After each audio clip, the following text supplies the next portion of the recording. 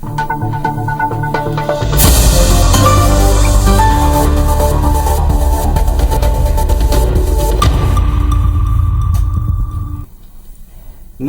Good evening, बहुत स्वागत है आप सबका। मैं पुनीत पाठक हूं और आप देख रहे हैं टॉप 5, जिस बुलेटिन में हम आपको बताते हैं सुबह से लेकर शाम 5 बजने तक की 5 बड़ी खबरें विस्तार से और 5 मिनट में 50 खबरों का तेजी से अपडेट। शुरुआत करते हैं आज के टॉप 5 की।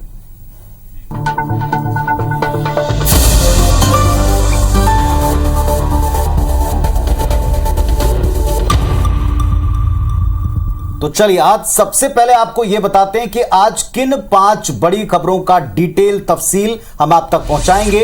आपके टेलीविजन स्क्रीन के ऊपर ये 5 तस्वीरें हैं। इन 5 तस्वीरों में 5 बड़ी खबर छिपी हुई हैं। पहली बड़ी खबर मैं पुनीत पाठक आपको बताऊंगा। मध्य प्रदेश में सीएम शिवराज ने कर्मचारियों को दीपावली पर क्या तोहफा दिया। और मैं राहुल सिंह आपको बताऊंगा कि कांग्रेस के 2018 के घोषणा पत्र के वादों को उठाने की तैयारी में बीजेपी, क्या नारायण चंदेल के बयान के सियासी मायने। और मैं हितेश व्यास बताऊंगा आपको मध्य प्रदेश में लिव इन रिलेशन के मामले में शिकायत आने पर अब क्या कार्रवाई की प्रक्रिया होगी। चलिए, और मैं श्रवण तंबोली आपको बताऊंगा कि रायपुर नगर निगम मुख्यालय में बीजेपी पार्षदों ने किन किन मुद्दों पर आज प्रदर्शन किया है। मैं संस्कृति जैन आपको बताऊंगी मुरैना में पटाखा दुकान में ब्लास्ट का पूरा अपडेट। चलिए, तो इन सारी खबरों पर पूरा अपडेट देने के लिए हाजिर हैं हम और हमारे साथ जुड़ रहे हैं इस वक्त फील्ड पर तैनात IBS 24 के तेज तर्रार रिपोर्टर साथी। ये तमाम रिपोर्टर साथी आपको हर एक खबर पर इन 5 खबरों पर डिटेल बताएंगे। पहले विस्तार से इन खबरों को आप तक पहुंचाते हैं। पहली बड़ी खबर आज मध्य प्रदेश से, जहां के मुख्यमंत्री शिवराज सिंह चौहान ने एक बड़ा तोहफा दिया है कर्मचारियों को। सरकारी कर्मचारियों के लिए दिवाली गिफ्ट है। सीएम ने फैसला किया सभी शासकीय कर्मचारियों को दीपावली से पहले वेतन दे दिया जाए। मुख्यमंत्री ने ट्वीट करके इस बात की जानकारी भी सबको दे दी। लिखा, हमारे सभी कर्मचारी साथी परिवार दीपावली हर्ष और उल्लास के साथ मना पाए, इसीलिए हम माह का वेतन दीपावली से पहले देने का आदेश जारी कर रहे हैं। लगातार कर्मचारी संगठन केंद्र के समान डीए की मांग भी उठाते रहे।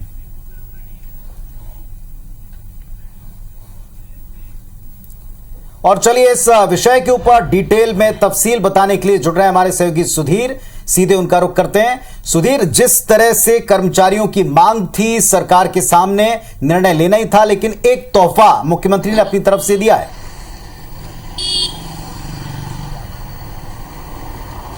देखिए पुनीत, और निश्चित तौर पर एक बड़ा तोहफा दिया गया है। मध्य प्रदेश के लगभग 5 लाख नियमित कर्मचारी और लगभग 2 लाख से ज्यादा जो आउटसोर्स कर्मचारी हैं, उनको दीपावली से पहले वेतन देने के निर्देश मुख्यमंत्री शिवराज सिंह चौहान ने दिए थे। और खुद ट्वीट कर मुख्यमंत्री ने जानकारी जो है लोगों को दी थी कि दिवाली का एक बंपर तोहफा जो है, बड़ा तोहफा प्रदेश सरकार की ओर से, शिवराज सरकार की ओर से प्रदेश के कर्मचारियों को मिलने जा रहा है। और मुख्यमंत्री का ऐलान भर की देर थी, उसके बाद में प्रदेश के जो कोषालय है उसके द्वारा सभी विभागों को ये आदेश जारी कर दिए गए हैं कि दीपावली पहले यानी कि 24 अक्टूबर तक प्रदेश के सभी कर्मचारियों का वेतन जो है उनके खाते में डाला जाए। प्रदेश के लगभग 8 लाख से ज्यादा जो आउटसोर्स और नियमित कर्मचारी है, उनका और उनके परिवार को इस पूरे बढ़े हुए वेतन, माफ कीजिएगा, जो वेतन है दीपावली से पहले का, उसका लाभ उनको मिलेगा। और कहना होगा कि दीपावली इस बार महीने के आखिरी सप्ताह में जो आने वाली थी, और शायद कर्मचारियों के सामने बड़ा संकट था कि किस तरीके से धूमधाम से दीपावली का त्योहार मनाया जाए। और इसको लेकर कर्मचारी लंबे समय से मुख्यमंत्री से मांग भी कर रहे थे। हमने देखा था कि पिछले दिनों ज्ञापन लगातार अलग अलग मंत्रियों को दिए जा रहे थे। उसके बाद में कुछ विभागों की ओर से ये निर्देश जारी किए गए थे कि उनके विभाग में दीपावली से पहले वेतन दिया जाएगा, पर लेकिन मुख्यमंत्री ने सभी कर्मचारियों की पीड़ा को समझा और एक बड़ा तोहफा दीपावली से पहले कर्मचारियों को दिया। और मुख्यमंत्री के निर्देश के बाद में इस बारे में जो आदेश है वो भी सभी विभागों को जो है जारी कर दिए गए हैं। पुनीत, चलिए, तो दीपावली से पहले कम से कम ये राहत उनको मिलेगी कि वो अपने मुताबिक खरीदारी कर पाएंगे, सैलरी उनको पहले मिल जाने वाली।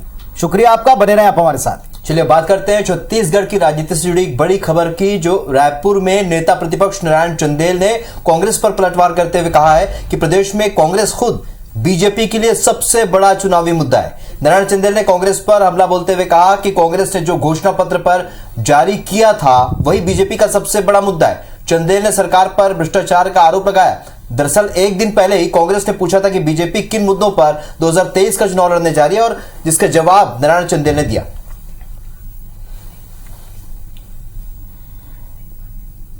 चलिए, राजेश मिश्रा हमारे स्टूडियो की और ज्यादा जानकारी के साथ इस खबर पर हमारे साथ लाइव जुड़ रहे हैं। राजेश, जैसे जैसे चुनाव नजदीक आ रहे हैं वैसे वैसे बीजेपी और कांग्रेस में बयानबाजी तो शुरू हो चुकी है, लेकिन अब मुद्दों पर भी बात शुरू हो चुकी है। फिलहाल जो मुद्दा कांग्रेस ने कहा था कि बीजेपी का क्या मुद्दा हो सकता है, नारायण चंदेल मानते हैं कांग्रेस से एक बड़ा मुद्दा, क्या वाकई में बीजेपी के लिए कांग्रेस और उसका कामकाज ही बड़ा मुद्दा होगा? देखिए राहुल, सबसे पहले मैं बता दूं कि जब जब भारतीय जनता पार्टी कोई बड़ा आंदोलन करती है, कोई मुद्दे उठाती है, तो कांग्रेस के सभी नेताओं का ये आरोप रहता है कि भारतीय जनता पार्टी के पास कोई मुद्दा नहीं है। शायद यही, और एक दिन पहले कांग्रेस के बड़े नेता ने यह सवाल भी किया था कि भारतीय जनता पार्टी आखिर ये बताए कि किन मुद्दों को लेकर वो 2023 के चुनाव में मैदान में आएगी। तो आज भारतीय जनता पार्टी के जो नेता हैं नारायण चंदेल, जो नेता प्रतिपक्ष हैं, उन्होंने उसका जवाब देते हुए कहा कि कांग्रेस खुद ही एक बड़ा मुद्दा भारतीय जनता पार्टी के लिए होगी। कांग्रेस ने जो 36 वादे किए थे उनमें से अधिकांश वादे पूरे नहीं हुए हैं। भ्रष्टाचार चरम सीमा पर है, कानून व्यवस्था बिगड़ी हुई है, तरह तरह के आरोप प्रत्यारोप लग रहे हैं, हर योजनाओं में भ्रष्टाचार किया जा रहा है। तो नारायण चंदेल ने सीधा सीधा ये कहा, और एक प्रकार से कांग्रेस ने जो सवाल किया था उसका जवाब देते हुए कहा कि कांग्रेस इस बात की चिंता ना करे, पूरी कांग्रेस ही भारतीय जनता पार्टी के लिए मुद्दा होगी। और जिस तरह से नारायण चंदेल ने एक संकेत दिया कि आने वाले चुनाव में जो मिशन 2023 में भारतीय जनता पार्टी लगी हुई है, उसमें मुख्य चुनावी मुद्दा जो घोषणाएं कांग्रेस ने की थी और सरकार आने के बाद वो घोषणाएं पूरी नहीं की, एक वो रहेगा। अब भ्रष्टाचार एक बड़ा मुद्दा रहेगा, और इसके अलावा कानून व्यवस्था की जो स्थिति बिगड़ी है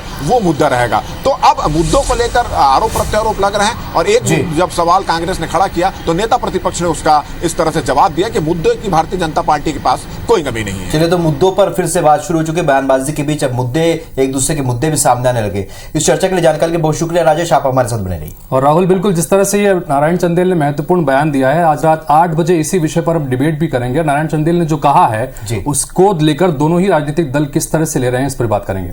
आगे बढ़ते हैं अगली खबर की तरफ। मध्य प्रदेश की बात करते हैं। मध्य प्रदेश में अब लिव इन के मामलों पर शिकायत पर सीधा दुष्कर्म का केस दर्ज नहीं होगा। शिकायत मिलने पर पहले मध्य प्रदेश पुलिस दोनों पक्षों के बीच में मध्यस्थता करेगी। तो यह एक महत्वपूर्ण फैसला लिया गया है, चूंकि जो प्रक्रिया है उसमें बदलाव किया गया है। और इस पर विस्तार से बातचीत करने के लिए हमारे साथ में भोपाल से हमारे सहयोगी नवीन कुमार सिंह जुड़ रहे हैं, उनसे बात करते हैं। नवीन, जिस तरह से ये फैसला लिया गया है, प्रक्रिया बदली गई है लिव इन के मामलों को लेकर, अमूमन ऐसा माना जाता था कि शिकायत करने वाले या तो बयान से पलट जाते थे या फिर उस तरह की चीजें भी आ रही थी कि कई बार गलत तरीके से भी मामले दर्ज हो रहे थे। क्या यही वजह है या दूसरी तरह से कई और चीजें थी जिसकी वजह से यह फैसला लिया गया? देखिए, बिल्कुल मध्य प्रदेश में अगले साल चुनाव होने हैं, और इसके पहले जितनी भी एनसीआरबी रिपोर्ट पिछले कुछ सालों में आई हैं, उसमें मध्य प्रदेश बलात्कार के मामलों में देश में अव्वल रहा है। पिछले साल 6442 मामले बलात्कार के दर्ज हुए। कन्विक्शन रेट सिर्फ 35% के आसपास रहा है। तो ये एक बड़ा चैलेंज था। विपक्ष लगातार इस मुद्दे को भुनाता रहा है, वोट हासिल करता रहा है और एक तगड़ा माइलेज इस पर लेता रहा है। तो जाहिर सी बात है मध्य प्रदेश सरकार इस विषय को लेकर चिंतित थी कि आखिर कन्विक्शन क्यों नहीं हो पा रहा है, आरोपियों को सजा क्यों नहीं हो पा रही है। तो 3 साल से लगातार स्टडी चल रही थी, माफ़ कीजिएगा, पिछले 3 सालों के जो केसेस थे उसकी स्टडी चल रही थी। पीएचक्यू की महिला अपराध शाखा ने पूरी स्टडी की है। स्टडी के बाद ये साफ हुआ कि लिव इन रिलेशनशिप में रहने वाले जितने मामले हैं उनमें लगभग, अगर मैं पिछले अगस्त के फैसलों का अगर जिक्र करूं तो अगस्त में 392 मामलों पर फैसला आया है, जिसपे 99 मामलों में सिर्फ सजा हुई है, बाकी के मामले में आरोपी दोष मुक्त हो गए हैं।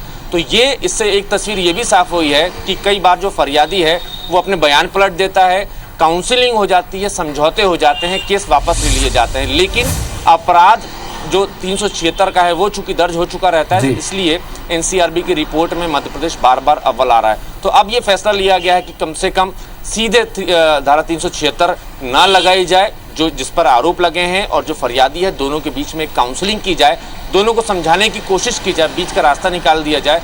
शायद ये दोनों कपल एक साथ रहने को राजी हो जाएं, शादी करके राजी हो जाएं। तो ऐसे करके तो कुल मिलाकर नवीन, जिस तरह से आप जानकारी दे रहे हैं कि नई गाइडलाइन दी गई है, अब लिव इन से जुड़े जितने मामले निकल के सामने आते थे उसको लेकर गाइडलाइन है और पुलिस पहले अपने स्तर पर जांच करेगी और उसके बाद ही किसी भी तरह की धाराएं इसमें जोड़ी जाएंगी। फिलहाल बहुत बहुत शुक्रिया नवीन। चलिए रुक कर लेते हैं तीसरी बड़ी खबर का। रायपुर नगर निगम मुख्यालय में बीजेपी पार्षदों ने बदहाल सड़क, खारून नदी में प्रदूषण, बंद स्ट्रीट लाइट को लेकर आज एक बड़ा प्रदर्शन किया है। बीजेपी पार्षदों ने मेयर के खिलाफ जमकर नारेबाजी भी की और निगम मुख्यालय के सीढ़ियों में बैठकर सफाई व्यवस्था सुधारने की मांग की गई। चलिए, तो तमाम कई मुद्दों को लेकर आज बीजेपी के पार्षद आंदोलन के मूड में थे। निगम मुख्यालय पहुंचे, सीढ़ियों पर बैठकर उन्होंने प्रदर्शन यहां पर किया है। तस्वीरें इसकी आप देख पा रहे हैं। चलिए, और इस खबर पर ज्यादा जानकारी के साथ हमारे शो के स्टार जैन हमारे साथ लाइव जुड़ गए हैं। स्टार, आज बीजेपी पार्षदों ने कई मुद्दों पर प्रदर्शन किया, चाहे खारून के मुद्दे हो, इस मुद्दे को हमने भी प्रमुखता से उठाया, बदहाल सड़कों की बात हो, ये ऐसे मुद्दे हैं, ये ऐसी समस्या है जिनका लोगों से हर दिन सामना हो रहा है। ऐसे में आज इस प्रदर्शन के बाद क्या कुछ आश्वासन इन्हें मिला है?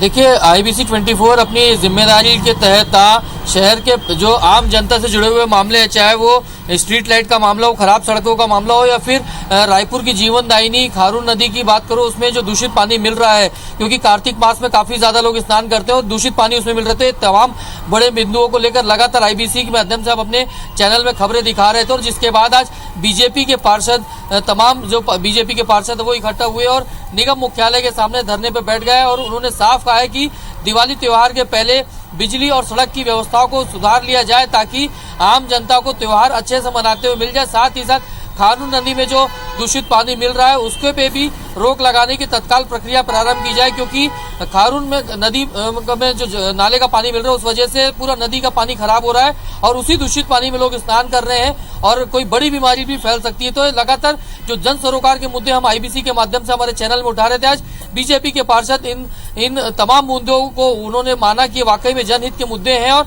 इसी को लेकर निगम का आज घेराव करने पहुंचे हुए थे। महापौर के खिलाफ आवाज भी उठाई उन्होंने, नारे भी लगाए, और दिवाली के पहले तमाम समस्याओं को दुरुस्त किए जाने की मांग उन्होंने की है। चलिए, तो अब देखना होगा स्टार की जो तमाम समस्याएं आखिर कब तक दूर होती है। बहुत शुक्रिया आपका, आप हमारे साथ बने रहिएगा। चलिए, तो पांचवी बड़ी खबर से आपको अपडेट कर दूं। यहां पर मध्य प्रदेश में मुरैना के बानमोड़ थाना इलाके के जैतपुर में अवैध पटाखा फैक्ट्री में ब्लास्ट हो गया। पूरी दुकान क्षतिग्रस्त हो गई और मलबे में दबने से 4 लोगों की मौत हो गई है, 7 लोग घायल हो गए हैं और 4 की हालत गंभीर बताई जा रही है। आपको बता दें कि मकान में पटाखा बनाने का काम हो रहा था, धमाके से पूरा मकान क्षतिग्रस्त हो चुका है। कमलनाथ ने घटना की जांच करने की मांग की है और आगे इस तरह की घटना ना हो इसके लिए भी सरकार से जरूरी कदम उठाने की मांग की गई। खबर पर ज्यादा जानकारी के साथ सतेंद्र हमारे साथ जुड़ गए हैं। सतेंद्र, सबसे पहला सवाल तो ये कि सुबह ये घटना हुई है, अभी तक क्या कुछ अपडेट इस पूरी घटना को लेकर, और दूसरा बड़ा सवाल तो ये कि रिहायशी इलाके में अवैध पटाखे की फैक्ट्री बड़े सवाल खड़े करती है, क्योंकि प्रशासन की क्या इस तरफ नजर नहीं थी, और अगर प्रशासन की यहां पर नजर थी तो क्या अधिकारियों के साथ मिली भगत थी? बिल्कुल, अगर साफ तौर से देखा जाए तो ये बामौर इलाके के जैतपुर का घटनाक्रम है, एक दुखद ही घटनाक्रम रहा है, जिसमें 4 लोगों की मौत हुई है और 6 लोग हैं जिनका इलाज ग्वालियर में चल रहा है। साफ तौर से देखा जाए एक बड़ा घटनाक्रम है। इससे पहले भी मुरैना में कई हादसे हुए हैं, कई बार इस जांच के मामले आते हैं, जांच के बाद में कार्रवाई की जाएगी। सुबह से तो प्रशासन के अधिकारी लगातार ये दावे कर रहे थे कि सिलेंडर फटने से ये हादसा हुआ है, लेकिन साफ तौर से देखा जाए जो DSP की और जो तमाम सारी जो टीमें थी बम स्क्वाड की जो आई और उन्होंने इस पूरा बिल्कुल बारीकी से जांच किया। जांच के बाद ये स्पष्ट हो पाया है कि ये जो पटाखे बनाए जा रहे थे उसका जो बारूद था वो कहीं ना कहीं ब्लास्ट हुआ है, जिस कारण से ये बड़ा हादसा हुआ। हादसे के सबसे बड़े सवाल आते हैं कि आसपास के जो रहने वाले जो लोग थे उनका भी साफ तौर से बिल्कुल एक बड़े धमाके की तरह धमाका हुआ है। उसके बाद लोगों के तो कई तरह की राय भी आ रही है। लोगों का आरोप है कि पुलिस और प्रशासन की मिली भगत से ये चल रही थी। इस जो फैक्ट्री का संचालन करने वाला लोग है, ये जो जमील खान है, इनके पास ना तो कोई लाइसेंस है और पिछले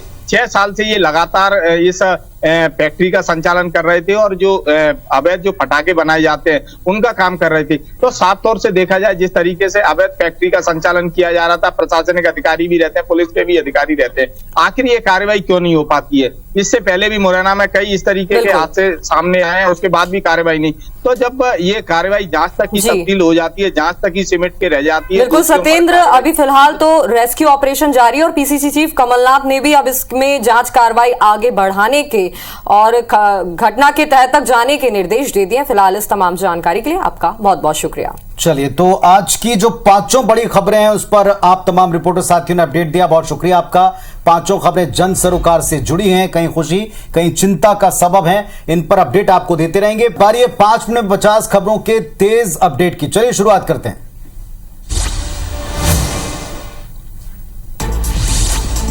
जबलपुर में हैंडलूम दुकान में लगी भीषण आग, फायर ब्रिगेड की 10 गाड़ी ने आग पर पाया काबू। ओमती थाना क्षेत्र के तुलाराम चौक की घटना।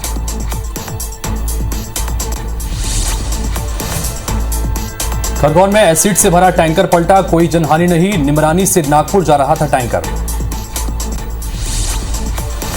महासमुंद के बागबाहरा थाना क्षेत्र में बड़ा हादसा, ट्रक की टक्कर से बाइक सवार 2 लोगों की मौत। हादसे के बाद ट्रक ड्राइवर फरार।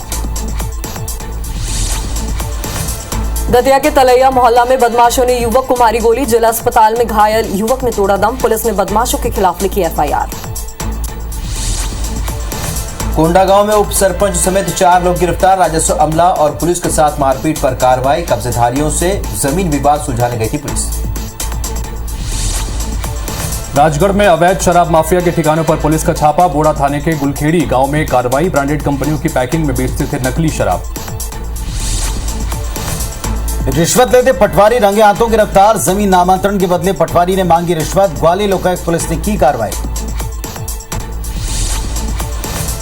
खरगोन के भीकन गांव में जिला प्रशासन का एक्शन, होटल से करीब 150 किलो मावा जब्त, मिठाई दुकान से भी लिया सैंपल। श्योपुर में पीडीएस की कालाबाजारी के खिलाफ कार्रवाई, ओछापुरा में पीडीएस के गेहूं से भरा ट्रक पकड़ाया, 3 आरोपी गिरफ्तार।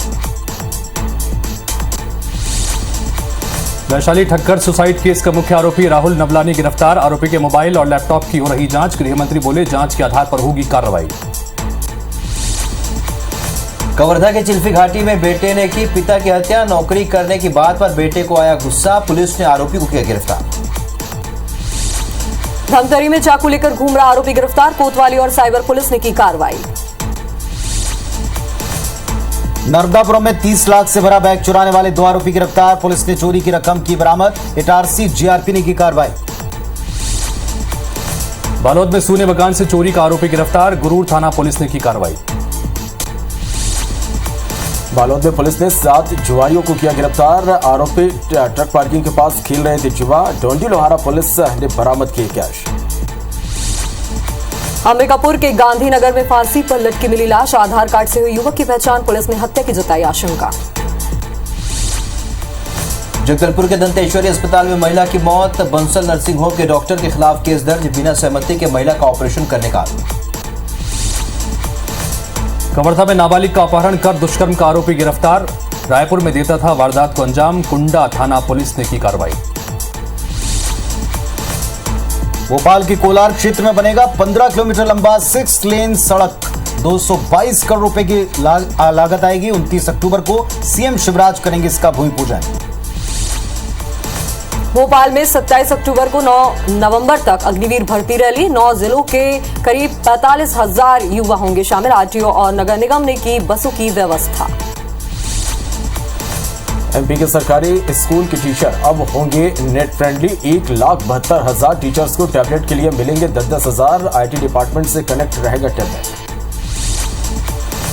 मध्य प्रदेश में पहली बार महिला थाने में हुई गोद भराई, एसआई करिश्मा राजावत की हुई गोद भराई, कर्मचारियों ने निभाई रिश्तेदार की भूमिका।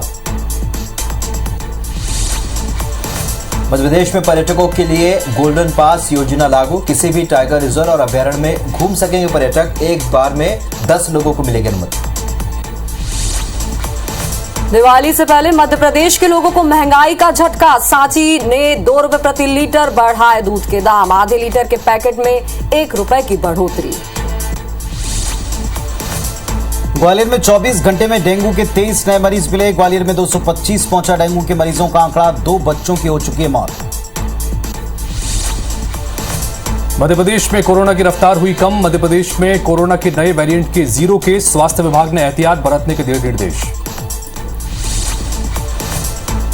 बालोद में धान बेचने के बाद राशि नहीं देने का मामला, किसानों ने कलेक्टर से लगाई गुहार, कोचे के पास 11 से 12 लाख रुपए बकाया। तो ये था आज का टॉप 5 और इन तमाम खबरों पर पूरा अपडेट आपको हम इवनिंग प्राइम में देते रहेंगे। आप देखते रहिए IBS 24। फिलहाल हमें दीजिए इजाजत, नमस्कार।